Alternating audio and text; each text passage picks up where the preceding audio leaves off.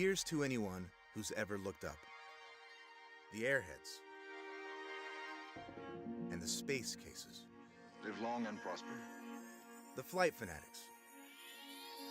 The armchair astronauts. And the casually curious. Here's to those who know the thrust in newtons of a Pratt & Whitney J75 turbojet engine. And those who silently ask, what's keeping this thing in the air? Here's to those who can list the name, mission history, and favorite breakfast of every Mercury astronaut. And those who've ever searched for, how does a toilet work in space? Here's to the people who know a P-38 Lightning from a P-51 Mustang. And the people who thought those were the names of cars. Those captivated by the miracle of flight. And those who are just happy to make their flight. So whatever captures your curiosity. We choose to go to the moon. Or propels you to new heights. When it comes to the sky, there's space for all of us.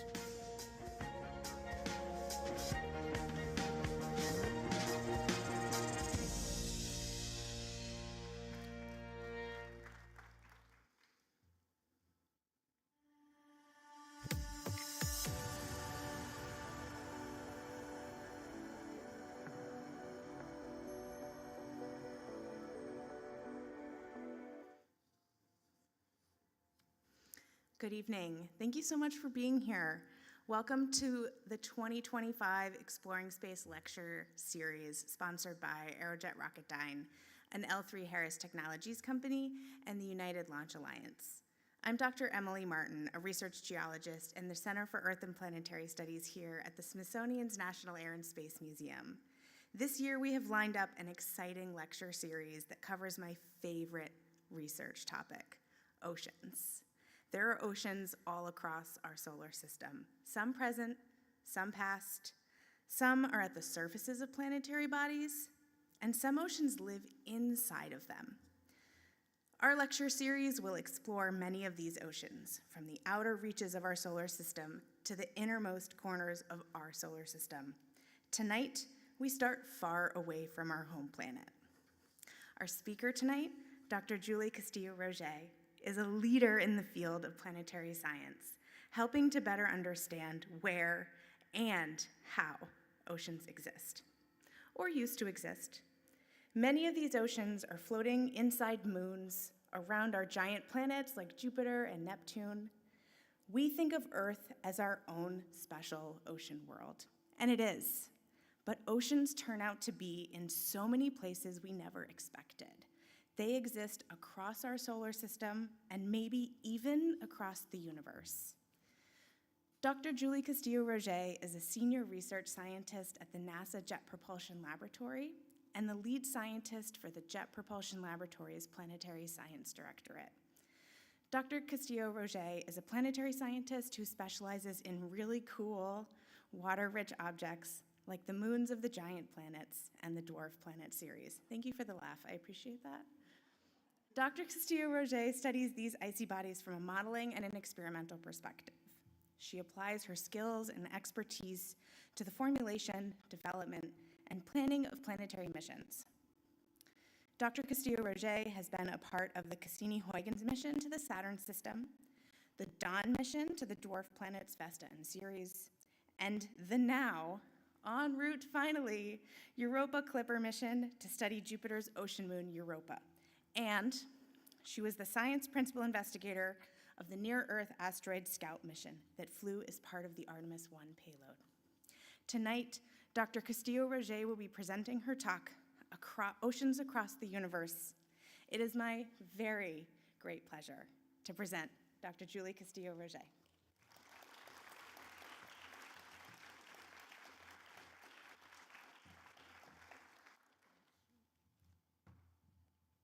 Thanks, Emily. Thank you, everybody, for being here. It is amazing. I'm so thrilled about being here and talk about ocean worlds. Sorry, I'm in charge. I wanted to thank my host, Emily Martin, who is a longtime colleague, and we've been doing ocean world mission development together.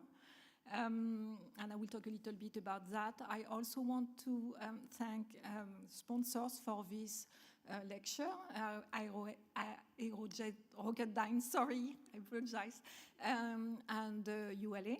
And I want to thank the crew for organizing this event. It's been perfect so far. So that's my talk. I'm going to talk about ocean worlds in the universe, but first I'm going to focus on ocean worlds in our solar system because we have a lot of observations available thanks to the very nice and great missions that NASA and international partners have been pursuing. So there are 5 ocean worlds in our solar system beyond Earth. Earth, we understand it very well, but there are also oceans that have been found. So they have been found by geophysical techniques in 5 moons of giant planets. There is, in the Jovian system, there is a Europa and Ganymede and Callisto. And these oceans, these moons, have very thick water layers, and these oceans can be very large. And what I have represented on this chart is the relative amount of water in these objects compared to Earth. So, for example, in Europa, there is about 2.4 times more water than on Earth. So just to give you an idea of the scale. We also know from a mission called Cassini that a moon called Titan has a very huge amount of water, 10 times more than on Earth. So we are exploring these objects in order to better understand what could be going on in these oceans. And of course, I will talk a lot about Enceladus, which is a very tiny moon at the top here of the chart. It has its volume of water is only 1% of the volume of water on Earth, but it's a very exciting moon, and I will explain you why. So why do we explore ocean worlds?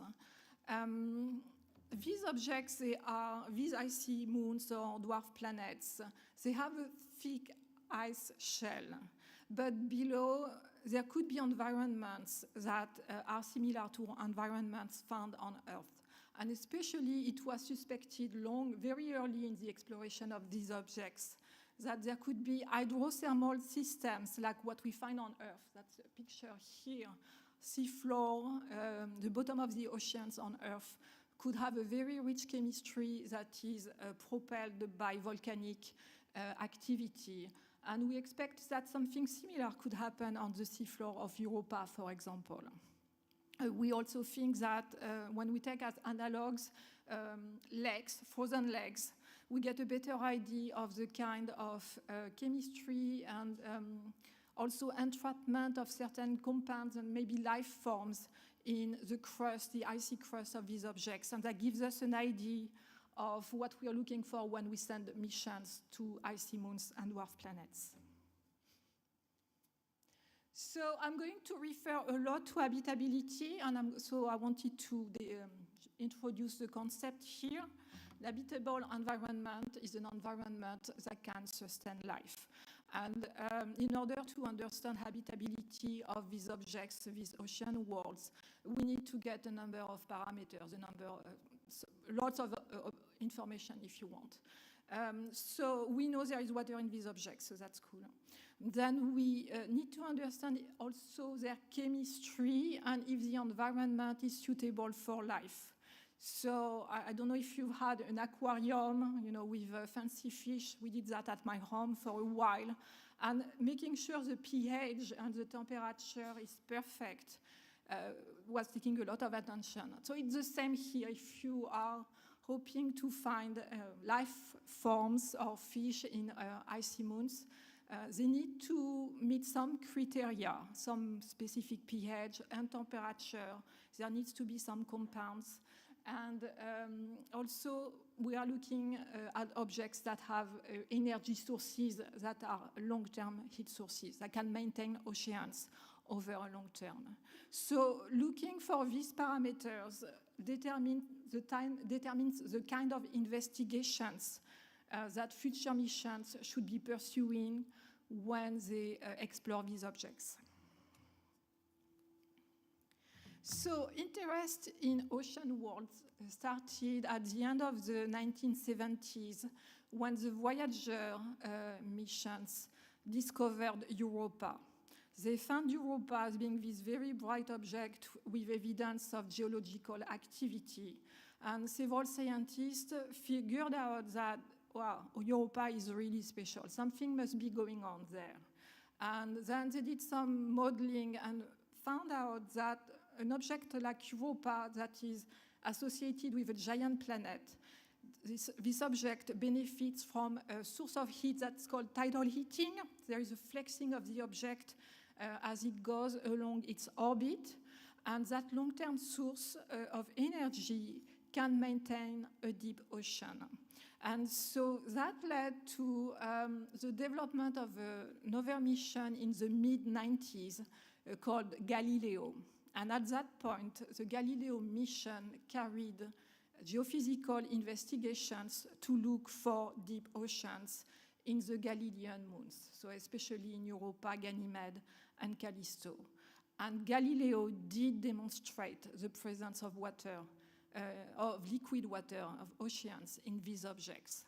That was followed at the end of the 1990s by the Cassini mission, Cassini-Huygens mission, that went to the Saturnian system and explored Enceladus and Titan. And around 2005, Cassini found out the plumes, a lot of activity at Enceladus. And you can see on this chart the interest of the community in general in ocean world exploration in the form of the number of papers that are published and the number of citations. So at this point in time, ocean world exploration is a very, very vibrant field, and we are thinking about future missions to keep exploring and understanding these objects. So there are many ocean worlds, at least theoretically. There could be many of them. So on this chart, it's not my chart, but this chart is very nice. It shows the confirmed ocean worlds that I mentioned earlier, and then it presents candidates, objects where there could be enough heat, there could be liquid water, and so they have the potential to have deep oceans for a long time. And so these are organized by planets. So especially you can see the Miranda Aerial, Embryol, Titania, and Oberon are moons of Uranus. And then the other moons, the one with the yellow names, are moons of Saturn. And so these are candidates for maybe having oceans. But then you have a whole world, an entire world of dwarf planets, which are objects, most of which are in the outer solar system, in the Kuiper belt, so very far away from the sun.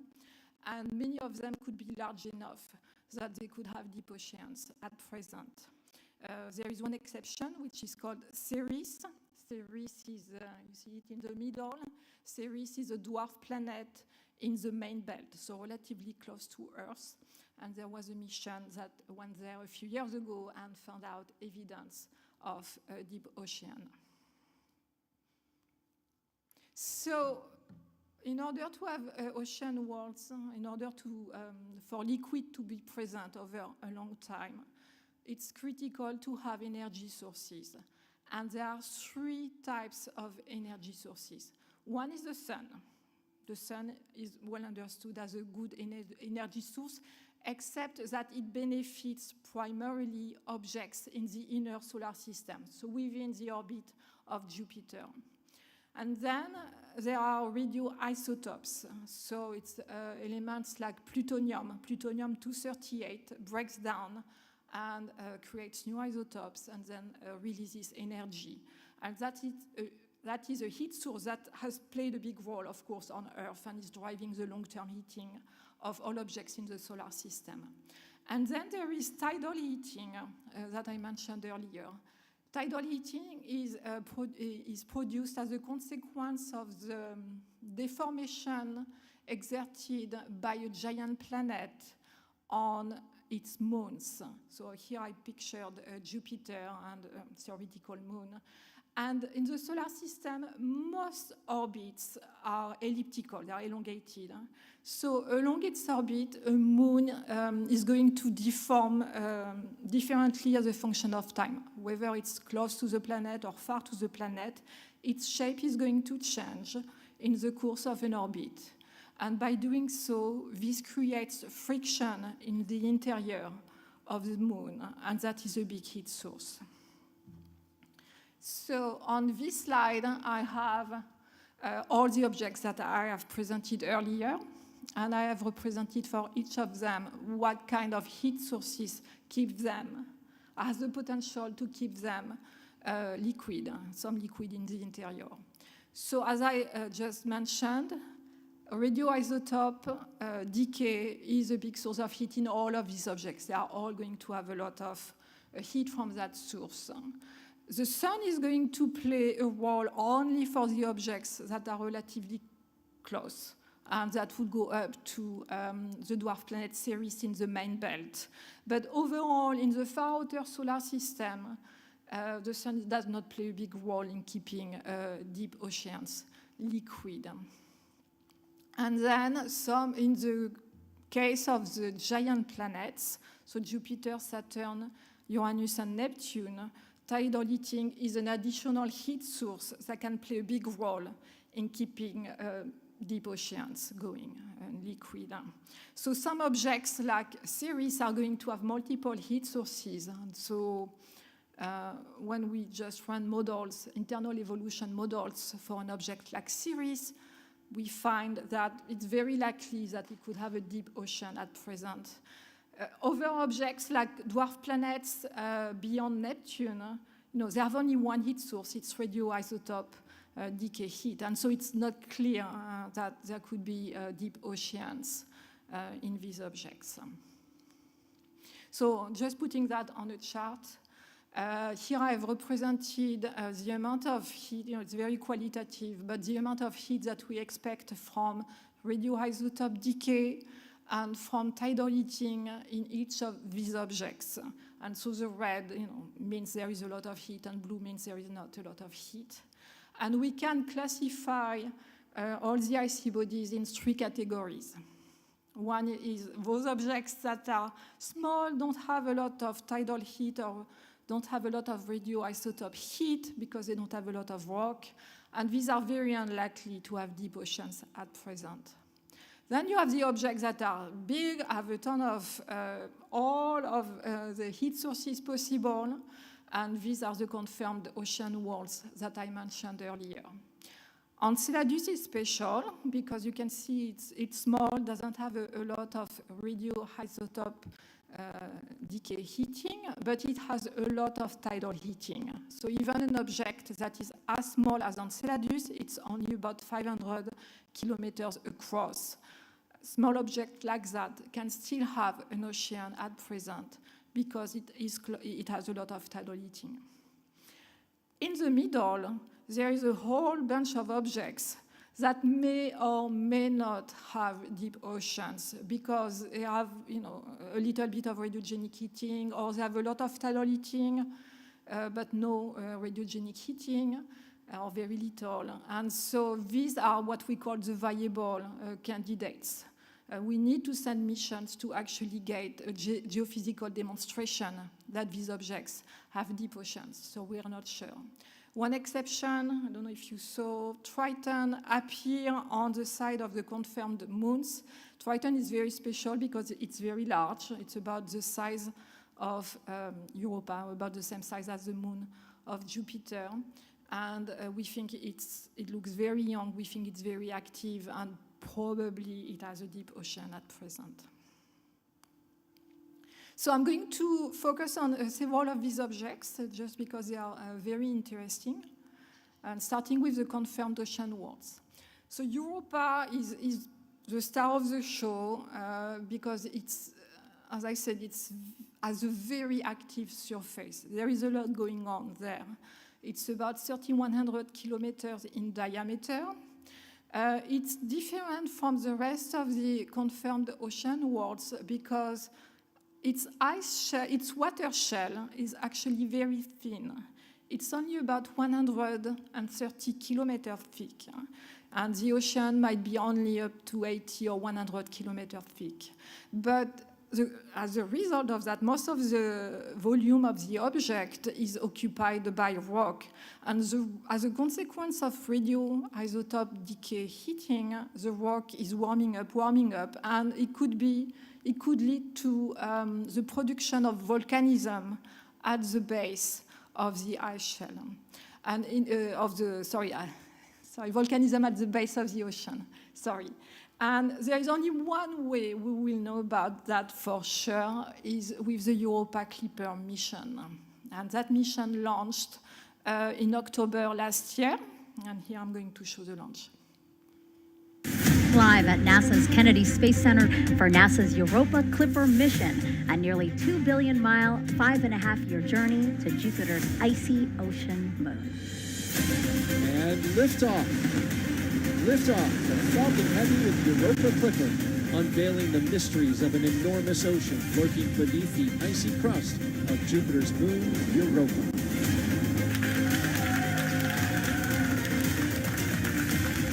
Side booster separation confirmed. Fairing is separated, and those will be recovered by SpaceX's own recovery ship, Go Cosmos. This is a big moment for the program, for NASA, APL, and JPL. Let's watch. Europa Clipper, separation confirmed. And there you go. NASA's Europa Clipper probe, embarking on a long-awaited mission to study Jupiter's icy moon, Europa. And what a sight. Now they wait for acquisition of signal. And I believe we have it. Right. There it is. Right. Confirmation of signal from the spacecraft Europa Clipper.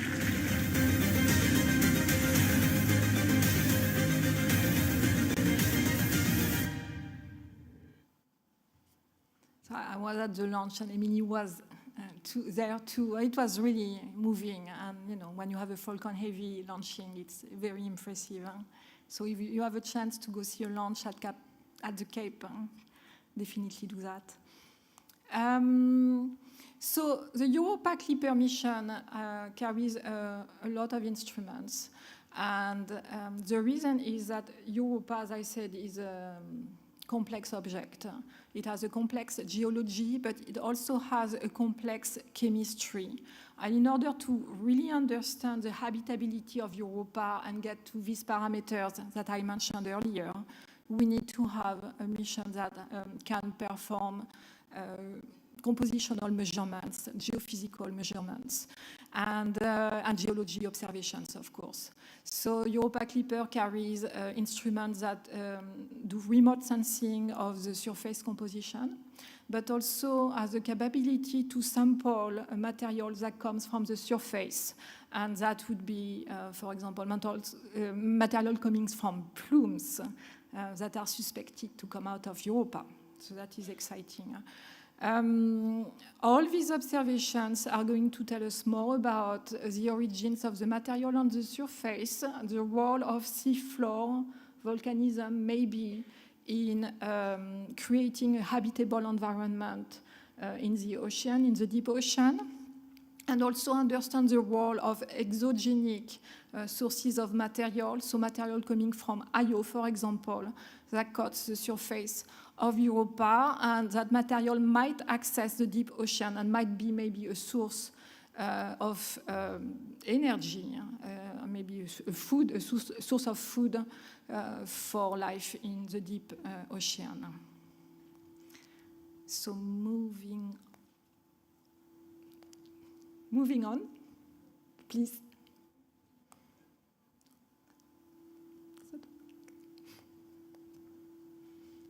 Thank you. So the next moon is Ganymede.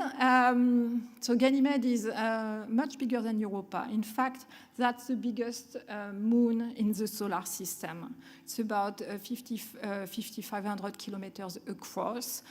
Its surface is also very interesting. Clearly, there's been some geology going on there. And if we can go to, The interior is very different from Europa. Europa, as I said, had a very thin water shell. Ganymede has several hundreds of kilometers of water in the form of ice and liquid water in its outer shell. And in fact, the pressures in the interior of Ganymede are so high that it leads to the formation of a high-pressure form of ice at the interface between the ocean and the rocky mantle. And so that's really a feature of that high-pressure ice, is a feature of these larger moons like Ganymede, Callisto, and Triton. And Ganymede became so hot and is so evolved that it's very likely, I mean, we know from the Galileo mission that it has a metallic core, and that metallic core is a source of a dipolar field in the same way that on Earth we have a metallic core that is source of our magnetic field. There is a mission on its way to Ganymede and the Jovian system in general. It's called JUICE. It's a mission led by the European Space Agency, but with contributions from various countries, and especially from NASA. And in the same way, like Europa Clipper, the JUICE mission carries a lot of instruments because it's what we need in order to study such a complex object and get information on its chemistry, but also on its physical properties and its geology. And that mission will reach the Jovian system at about the same time as Europa Clipper. And so it will be very exciting to have two spacecraft in the Jovian system at the same time. And the teams are working together to make sure that they can coordinate some investigations. Here, I'm not going to talk too much about Callisto, the last large icy moon in the Jovian system, but I wanted to put as a comparison their surface geology. And as you can see, these moons are clearly different. Europa is bright, its surface shows evidence of likely ongoing geology. Ganymede shows evidence of tectonics. So geology that has happened in recent time, but maybe not at present. We will wait for the JUICE mission to tell us. And Callisto, it's much older. Its surface is much older. There is not much going on right now. It's probably been inactive for a very long time. And that's also reflected in the brightness of their surfaces. Europa is very bright, Ganymede is darker, and Callisto is even darker, only you see bright patches due to impact craters, but that's about it. And so once we have Europa Clipper and the JUICE mission in the Jovian system, we will get a wholesome understanding of the system at once, and understanding of the various heat sources available to these moons. So now, Enceladus. Enceladus is another very exciting object in the Saturnian system. As I said, it's not very big, but it's very, very active. And its plumes vent material of the mass of about 100 kilograms per second of water, being vented. That's enormous.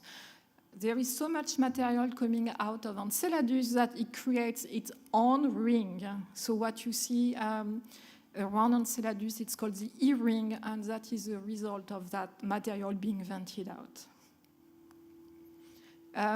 On the left side, you have a representation of what we think is going on inside Enceladus, thanks to all the results returned by the Cassini mission. And very likely, we think that there are hydrothermal vents on the seafloor of Enceladus. And so scientists are suggesting that there could be very interesting chemistry going on there, and that Enceladus could potentially host life. Maybe there could be an independent origin of life inside Enceladus. And that's exciting. And I'll talk later about future missions that could test that assumption. And I just showed on the right some image of the surface to give you an idea of what's going on at the south pole of Enceladus, a very, very rugged terrains, all the tectonics that's going on there as a consequence of the tidal forces exerted by Saturn. So next is Titan. So Titan is the second largest moon in the solar system. It's just a little bit smaller than Ganymede. It has a thick atmosphere. The pressure at the surface of Titan is about 1.5 bar, so just 50% more than on Earth. And the interior structure, we think we understand it. It has a shell, an icy shell that may be 40 to 100 kilometers thick. We think that there is a lot of methane, maybe methane in the shell. And but then you also expect to have a high pressure layer there, a high pressure ice layer, and then a rocky mantle. So Titan's surface is very diverse. It shows a lot of geology, and that geology is primarily driven by hydrocarbons, by methane and ethane that are actually liquid at the surface of Titan, at least in some part of the surface. We think that the dark material there are dunes due to organic matter, and that at the poles there are liquid lakes of hydrocarbons. And just to give you more of a close-up, here are various images returned by the Cassini-Huygens mission, especially from the radar on Cassini, because of course due to the thick atmosphere, we needed a radar to really understand what's going on at the surface. And so maybe the most striking, the most amazing is the presence of direct evidence of fluvial networks at the surface. So there is liquid on Titan, and it makes rivers when it rains. So that is outstanding. There are all kinds of landscapes on Titan. I will mention that we have a direct image of the surface of Titan at the Huygens landing site. Huygens was a probe that was deployed by Cassini and landed at the surface and survived for a few tens of minutes. So we understand what's going on Titan, and it's a very exciting object. So now I'm going to move on to the candidates ocean worlds, and I'm going to focus on three. I'm going to focus on Ceres because it's my favorite object, so I'm very biased. I'm going to talk about Triton because that's Emily's favorite object. And then I'll talk a little bit about the moons of Uranus, because the community, NASA, and the public are very interested in exploring the Uranian system in the future. So Ceres is a dwarf planet. It's about 1,000 kilometers across. It was observed by the Dawn mission between 2015 and 2018. And because the Dawn spacecraft was in orbit around Ceres and observed Ceres with composition instruments and geophysical investigations, it's one of the icy bodies in our solar system that is the best understood. We have way more observations of Ceres, for example, than of Europa at this time. It will change when the Europa Clipper mission gets to Europa, but right now Ceres is really well studied. And the Dawn mission found evidence of maybe liquid. It's not 100% sure, but definitely the presence of salts on the surface. The bright spot that you see on this picture on the left, it's an evaporite, and it's dominated by carbonates. And we know very well the composition thanks to the Dawn mission. The Dawn mission also found evidence of organic matter on Ceres. There is about 15 to 20% of carbon on the surface of Ceres, and very locally there is up to like 20 to 30% of organics, which tells us that, you know, if you have a combination of liquid and organics and interesting chemistry reflected by the salts, it tells you that there must be interesting environment inside Ceres, it might be habitable. And this is just a close-up of this region of Ceres called Occator crater, which is a currently active region on Ceres. We have evidence of exposure at present of liquid on the surface. And this is reflected in these bright regions, and especially in the bottom, the Cerealia facula region. Here we have found all kinds of salts, and salts that cannot survive on the surface for very long. So if we find them, it means they've been placed very recently. And from all the observations of the Dawn mission, we've inferred that there should be a liquid layer below Occator crater, at least. And so there might be a lake below Occator crater. We are almost sure of that. What we don't know for sure is whether there is an ocean on a global scale, a liquid layer on a global scale on Ceres. And that's the reason why we need to send another mission. Triton is another one of these objects that are very interesting, both from a geophysical standpoint and from a chemical standpoint. The surface is very rich in carbon compounds, and it's very young. I think it's the youngest surface in the solar system. We think that it's less than 10 million years old for sure. And there is evidence in places of venting of plume activity that were observed by Voyager 2.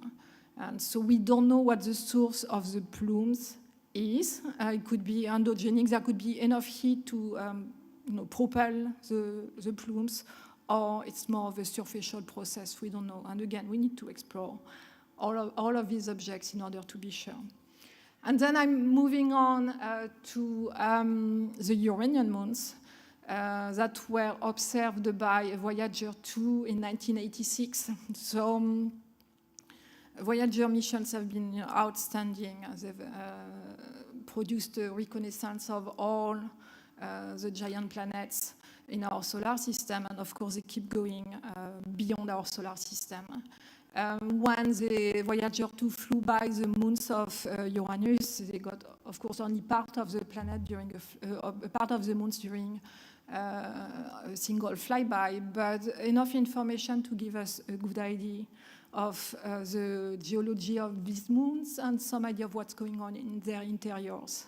I've posted on the right side an image from the James Webb Space Telescope that has been observing the Uranian system, and that is really, really outstanding that we have such a major telescope being able to continue the observation of these moons from so far away. And we are learning again about the Uranian moons, after a big gap between 1986 and very recently. There was no new knowledge, or very little new knowledge about the Uranian moons, but then the James Webb Space Telescope is giving us new information about some of the moons. And so in particular, there is this moon called Ariel that shows evidence of tectonic activity.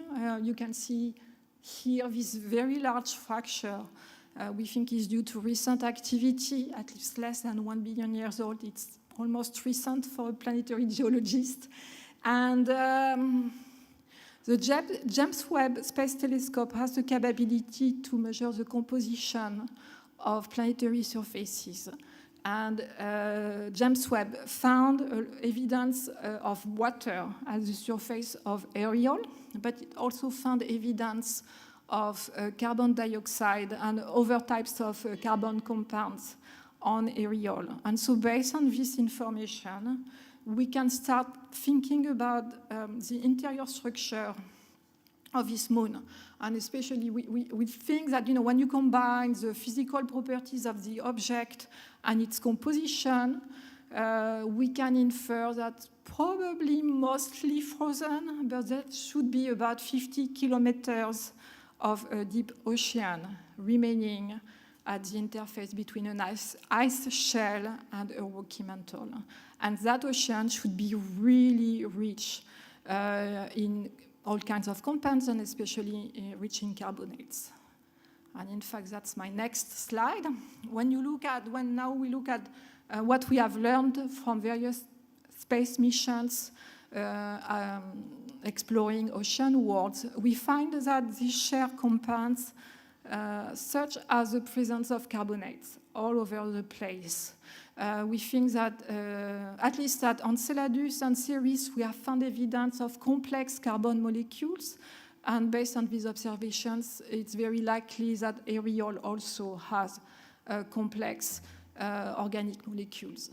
And then at Enceladus, because the Cassini mission had a very capable instruments capable of measuring the chemistry of the plumes of Enceladus, other kinds of compounds have been found, and especially phosphates, which are believed to be very important for life. And so that's the reason why we want to explore these objects further in order to better understand the nature of their environments.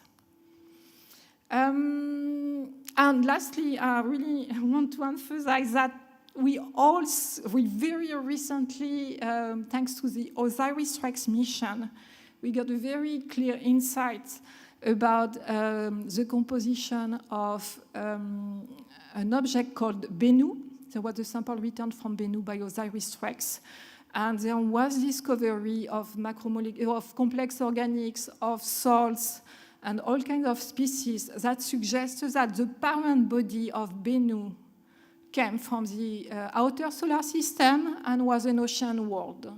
So basically, thanks to the OSIRIS-REx mission, we have a piece of an ocean world being studied right now and including in the Smithsonian Natural History Museum. So I'm going to talk a little bit about the future of ocean world. I understand I'm running a little bit late, so I'll go relatively fast. So this is a fleet of NASA missions currently in flight or in development. And I have highlighted those missions that are targeting ocean worlds. And so Europa Clipper, JUICE I mentioned earlier. Sorry, there is one thing that moved, but what I want to talk about is the Dragonfly mission here, which is being developed to explore Titan. So, the Dragonfly mission is currently planned to launch in 2028 and reach the Saturnian system in 2034.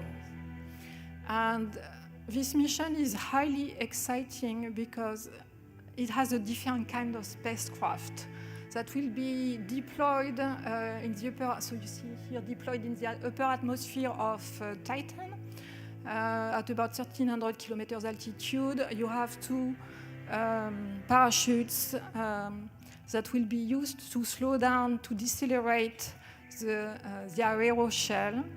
And there will be the deployment of a quadricopter, which is really, really exciting. And that helicopter will be able to explore multiple sites at the surface of Titan, about 24 of sites. So you can see here it will use radioisotopes in order to stay alive on the very cold surface of Titan.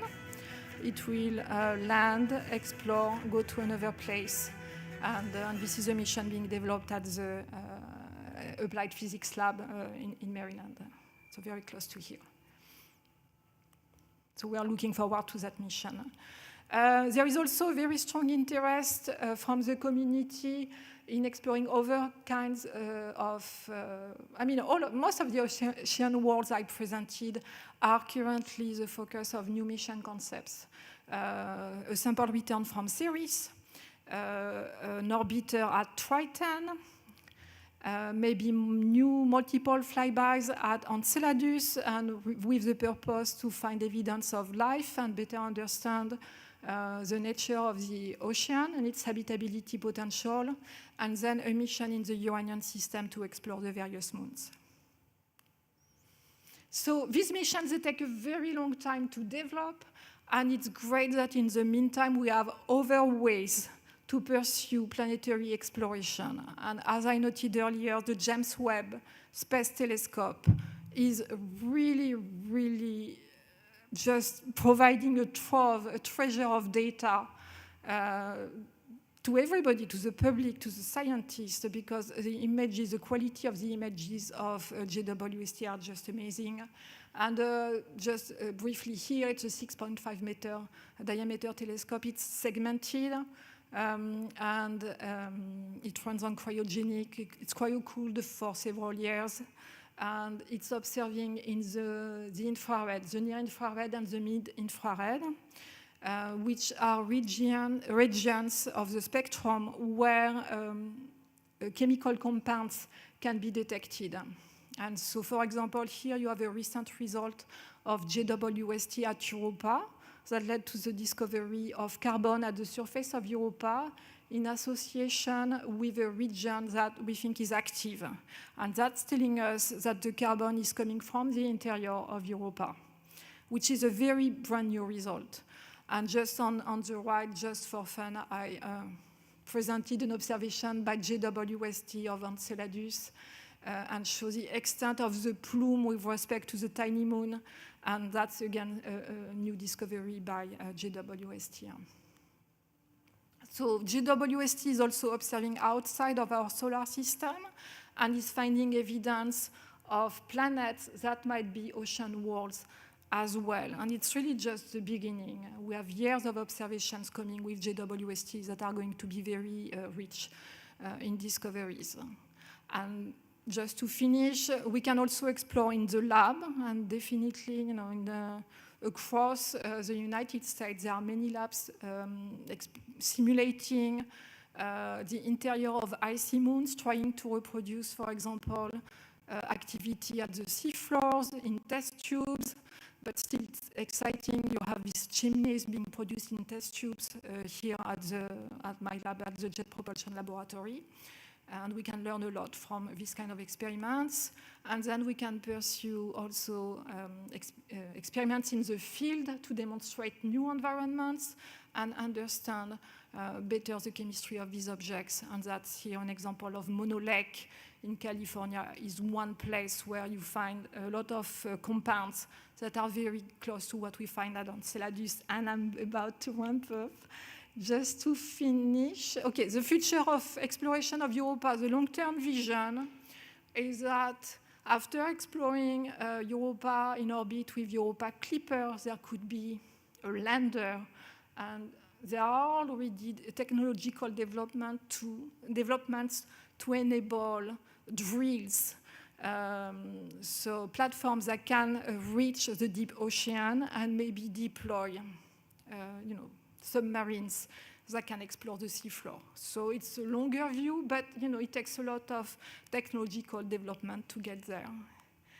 And my last slide is about the fact that we are going to find more and more ocean worlds in exoplanetary system, and especially thanks to a new kind of telescope that's just started being developed by NASA and with partners, European Space Agency as well, and the Canadian Space Agency, and that's the Habitable Worlds Observatory. And that observatory will have the capability to detect ocean worlds and large moons and dwarf planets very far away, and it's going to be exciting. Thank you.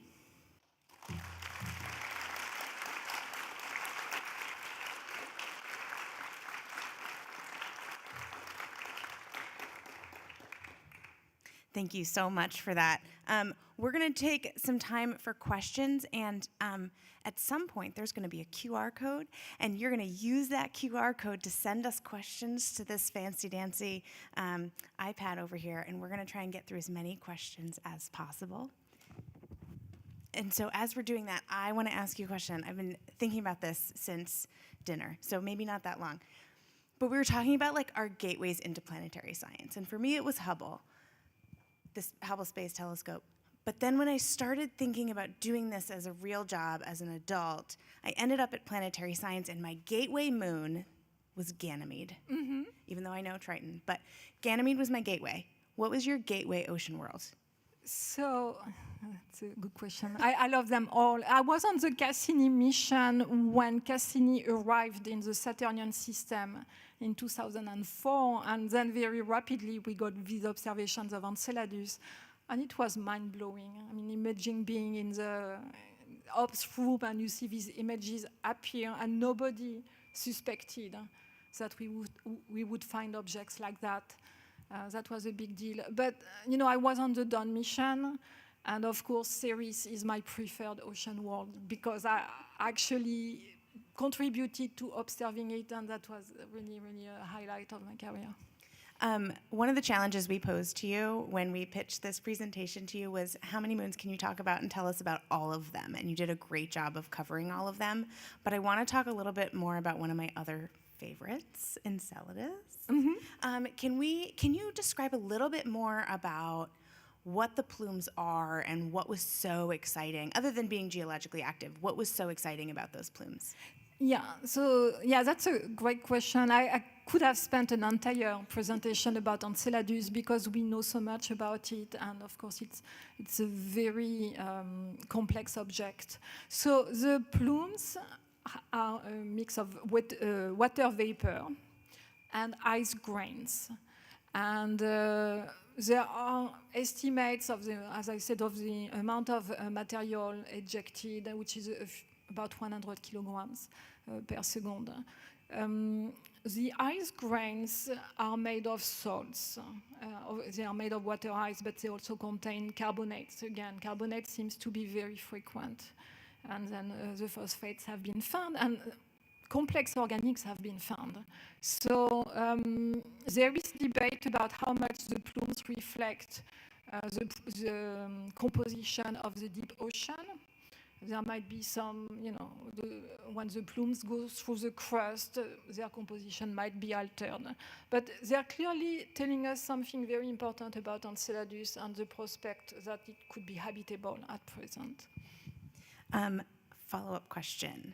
One of my favorite parts, I think, about studying ocean worlds and talking to people about ocean worlds is when you remind them how much more water there is in the outer solar system than we have here on Earth. How? Where did all the water in the outer solar system come from? Why is there so much water out there? Oh, yeah. So it's a longer story, but the Cliff Notes. So early on, you have the protoplanetary disk. Before the formation of the solar system, you have this mix of gas and dust, and there is a temperature gradient between the sun and the outskirts of the solar system. And so at some point, water becomes stable, can form ice and condense. And that's been, for a long time, that's been the general story, that you had a gradient in composition across the solar system. Very little water close to the sun and way more water outside. But recently, by looking at exoplanetary systems, we found out that there might be migration also of material, of cometary material from the far outer solar system inward. Like maybe water in Jupiter comes from materials formed in the Kuiper belt and moving into Jupiter just by the dynamics of these systems. So it's still a changing story, but thanks to all the assets that we have, all the observatories currently available, we are getting a better understanding of the origin of water on Earth, for example. Yeah. All of these oceans are different, right? You did a really good job of kind of breaking down how there was a lot of differences amongst the interior structures of all of these different planetary bodies. But there's really big differences in some of those ocean compositions, not just beyond water and salt, but they get a lot more exotic, right? Can you talk a little bit more about how these oceans maybe are different across the outer solar system? Yeah, so we know that at some point, maybe beyond Saturn, all of these moons, they are going to have a lot of carbon in some form. And it could just be that they accreted a form of ice that is called carbon dioxide, and that's a big source of carbon, and that forms the carbonates. So we think that's common to most of these objects, and even in the Bennu sample. but it's unclear for Jupiter, for example. It's not clear that there is that much carbon. We really need the Europa Clipper mission to tell us about the prospect for carbonates on Europa and so on. So I love this question. What does that mean for lava? Oh, lava. Lava. Yeah, so there is one moon for sure that is likely to have volcanic activity at the seafloor, and that's Europa.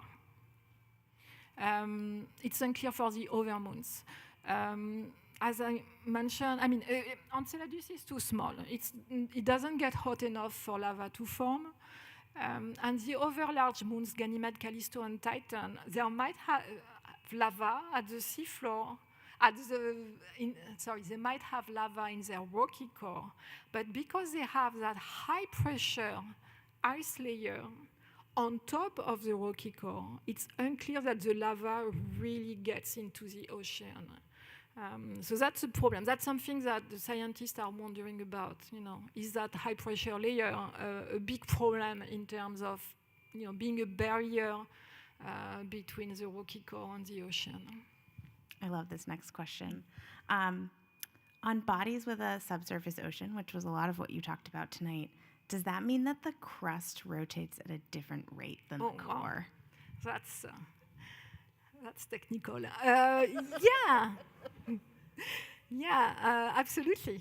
Absolutely, yeah. We think that there is what we call non-synchronous rotation, and the shell might be decoupled mechanically from the deep interior, and indeed it might rotate at a different, or have some libration, some motion, periodic motion. This might sound like a self-serving question, but you talked about a lot of missions that are kind of proposed and things that people are thinking about and maybe even working on. And I want to ask more about what kinds of missions there are either in development or kind of that people have been brainstorming about that are maybe a little bit more focused on Kuiper Belt objects and dwarf planets.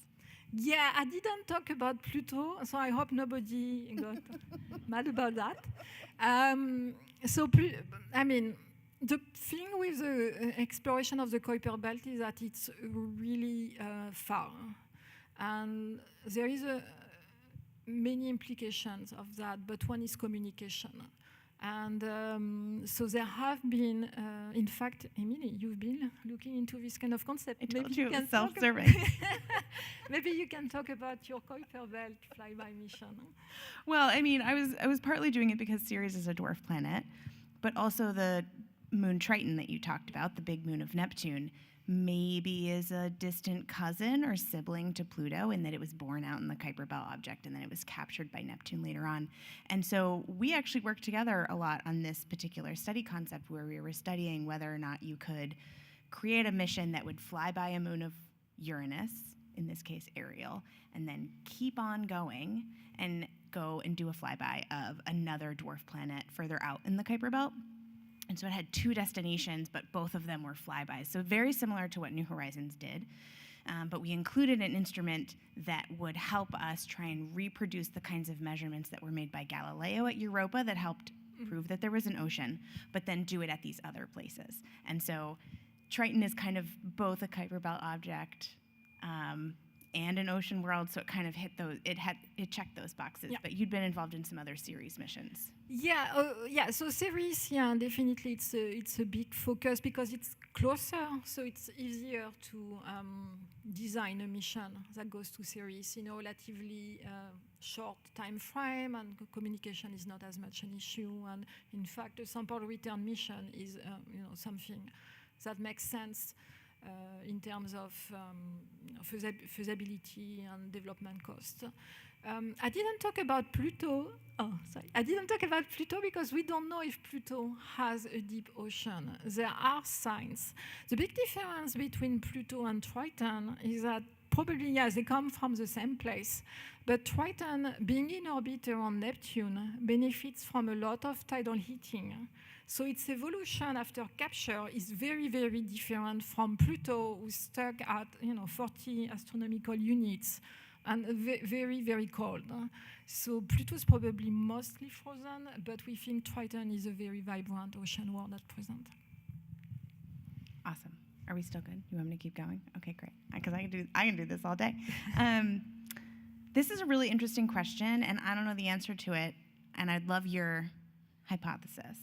Do we know how much radioactive decay you would need to sustain life if that was the only thing you had, right? So when we had that chart that you had earlier where you talked about the different sources of energy that you had at different places, and you look at a lot of the dwarf planets, they're really far out, you're looking at a lot of radioactive decay. Yeah. Is there gonna ever be enough radioactive decay for those things to be habitable now? Yeah, that's a great question. I didn't talk too much about the importance of the size of the object because that plays a big role in keeping the interior warm.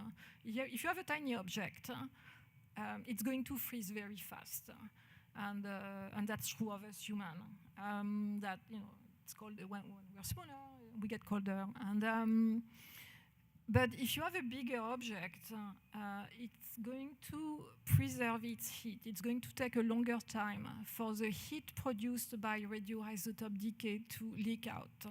And so we think that at least in the biggest Kuiper belt objects, radioisotope decay might be sufficient as a heat source for the preservation of a deep ocean.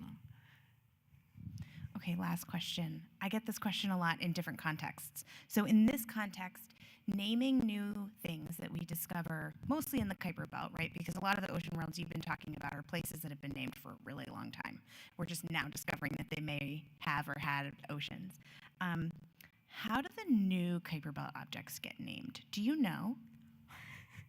You don't have to know the answer. I'm just really curious. I mean, do you know? No, I don't. You've never been involved in helping to name No, one? I mean, there is a committee called the International Astronomical Union, thank you, who they decide the names given to new objects. And they also decide of the names given to features on objects. But I don't know how they choose the names. That's a great question. I've done it for Triton. I named 3 graders. Oh. They don't cite you when you do it, by the way. But I don't know how you do it for new Kuiper belt objects. Okay, that's good. We'll just Google it later. Yeah. We all have a homework assignment now. You call me. Thanks tell me for how asking it happened. the question. Yeah. Okay, so with that, we're going to wrap up. Thank you so much for being here tonight. You had a long flight, and I appreciate it. And thank you, everybody, for submitting your questions and coming in on a school night. I hope it's not past anybody's bedtime, because it's clear enough outside tonight that we have our telescope set up for some stargazing. So if you all remember where you came in, that door, you're going to go through that door outside. You're going to come all the way around back this way, and you're going to find the telescopes essentially behind me, behind this wall. But you're going to kind of go back out the way you came in. So please go enjoy that. I don't know what's up right now, but I know we have a great team out there who are going to tell you all about what you're seeing in the telescopes tonight, and I really, really encourage you to go outside and check it out.